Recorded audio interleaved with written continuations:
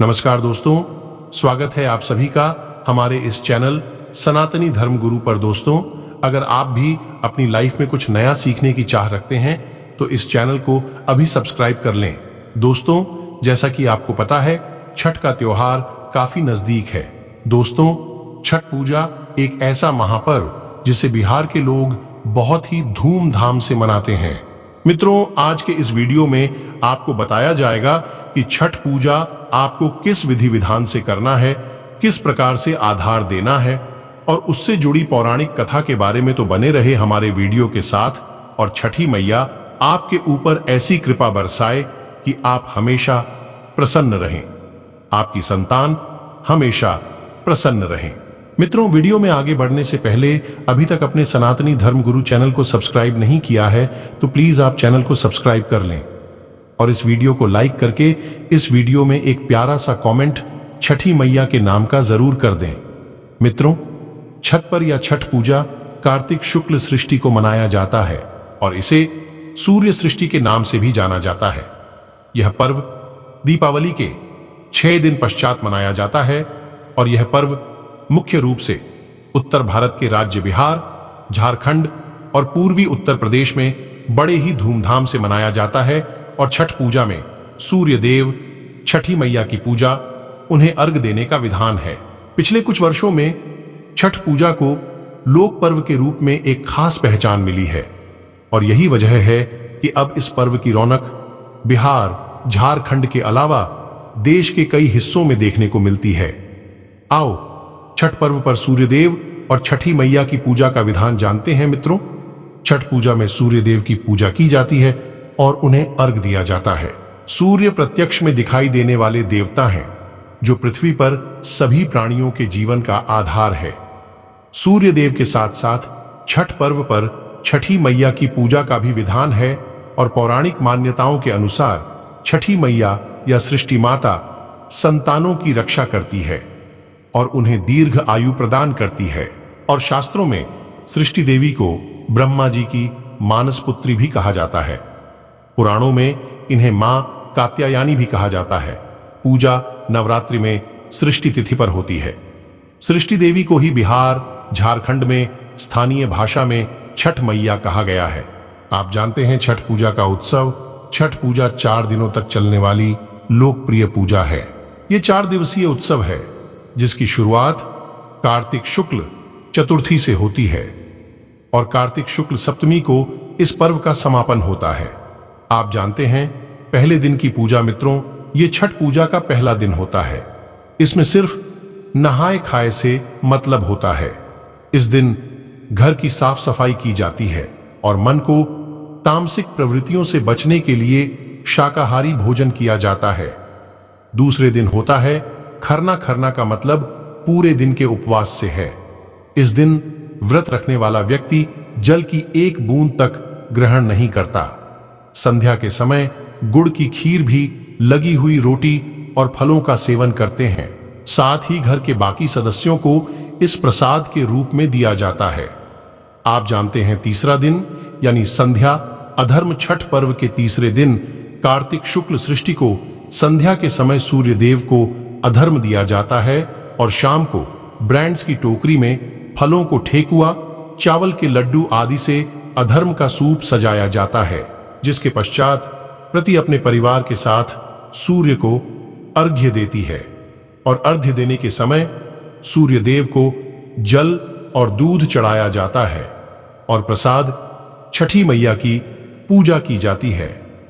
सूर्य देव की उपासना के पश्चात रात्रि में छठी माता के गीत और व्रत कथा सुनी जाती है। चौथे दिन की यानी उषा अर्घ्य छठ पर्व के दिन सुबह के समय सूर्यदेव को इस दिन सुबह सूर्य उदय से पहले नदी के घाट पर पहुंचकर उगते हुए सूरज को अर्घ्य दिया जाता है। इसके पश्चात छठ माता से संतान की रक्षा और पूरे परिवार की शांति प्रार्थना की जाती है। पूजा के पश्चात व्रती कच्छ दूध का शरबत पीकर और थोड़ा प्रसाद खाकर के व्रत पूरा करती है, जिसे पारण या परिणा कहा जाता है। अब जानते हैं छठ पूजा की विधि के बारे में। मित्रों, पूजा से पहले इन सभी सामग्रियों को एकत्रित करके रख लें जिससे आपको पश्चात में परेशानी ना हो और फिर सूर्य देव को विधि विधान से आधारित दे। बांस की 3 बड़ी टोकरी, बांस या फिर पीतल, 300 थाली, दूध और गिलास चावल, लाल सिंदूर, दीपक, नारियल हल्दी गन्ना, सुथनी सब्जी शकरकंदी नाशपाती, वादा नींबू शहद, पान साबुत सुपारी के राव कपूर, चंदन और मिठाई, शहद और साबुत सुपारी, केरल कपूर, चंदन और मिठाई प्रसाद के रूप में, मालपुआ, खीर, पूरी, सूजी का हलवा और चावल के बने लड्डू। यह आप सामग्री पूजा से पहले ही एकत्रित कर देनी है और अर्घ्य देने की विधि इस प्रकार है। मित्रों, बॉस की टोकरी में ये सारी सामग्री रख दें और सूर्य को अर्घ्य देते समय सारा प्रसाद सूप में रखें और सूप में ही दीपक जलाएं। फिर नदी में उतरकर सूर्य देव को आधार ये दें। आप जानते हैं इससे जुड़ी पौराणिक कथा के बारे में। मित्रों, छठ पर्व पर छठी माता की पूजा की जाती है। कथा के अनुसार प्रथम मानु स्वयंभू के पुत्र राजा प्रियंवद को कोई संतान नहीं थी। इस वजह से वह दुखी रहते थे।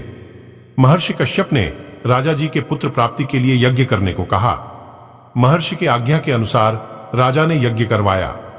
इसके पश्चात महारानी मालिनी ने एक पुत्र को जन्म दिया, किंतु दुर्भाग्य से वह शिशु मृत पैदा हुआ। इस बात से राजा और अन्य परिजन बेहद दुखी हुए। तभी आकाश से एक विमान उतरा जिसमें माता सृष्टि विराजमान थी। जब राजा ने उनसे प्रार्थना की तब उन्होंने अपना परिचय देते हुए कहा कि मैं ब्रह्मा की मानस पुत्री सृष्टि देवी हूं। मैं विश्व के सभी बालकों की रक्षा करती हूं और निसंतानों को संतान प्राप्ति का वरदान देती हूं। इसके पश्चात मृत शिशु को आशीर्वाद देते हुए हाथ लगाया, जिससे वह जीवित हो गया। सृष्टि देवी की इस कृपा से राजा बहुत प्रसन्न हुए और उन्होंने देवी की आराधना की। ऐसी मान्यता है, तभी से छठ पूजा का प्रसार हो गया। मित्रों, छठ पूजा का सांस्कृतिक और धार्मिक महत्व भी है। यही एकमात्र ऐसा त्योहार है जिसमें सूर्य देव का पूजन कर उन्हें अधर्म दिया जाता है। हिंदू धर्म में सूर्य की उपासना का विशेष महत्व है। वहीं एक ऐसे देवता हैं जिन्हें प्रत्यक्ष रूप से देखा जा सकता है और वेदों में सूर्य देवता जगत की आत्मा कहा जाता है। सूर्य के प्रकाश में कई रोगों को नष्ट करने की क्षमता है। सूर्य के प्रभाव से व्यक्ति आरोग्य, तेज आत्मविश्वास की प्राप्ति करता है। आयुर्वेदिक शास्त्र में सूर्य देवता को आत्मा, पिता, पूर्वज, मान सम्मान और उच्च सरकारी सेवा का कारक कहा गया है। और छठ पूजा पर सूर्य देव और छठी माता के पूजन से संतान की प्राप्ति होती है। और सांस्कृतिक रूप से छठ पर्व की सबसे विशेषता है इस पर्व की सादगी, पवित्रता और प्रकृति के प्रति प्रेम। अगर कोई भी स्त्री सच्चे मन से सूर्य देवता और छठी मैया की पूजा करता है तो उसे संतान की प्राप्ति होती है। किंतु उसकी छठी मैया के प्रति जो आराधना है, जो लगाव है, वह सच्चा होना चाहिए, तभी आप संतान की प्राप्ति कर पाएंगे। तो ये थी आज की खास जानकारी। आशा है कि आज की इस प्रस्तुति में बताई गई जानकारी आपको अच्छे से समझ आ गई होगी। वीडियो अच्छा लगा हो तो एक लाइक अवश्य कर दें। धन्यवाद वीडियो के अंत तक बने रहने के लिए।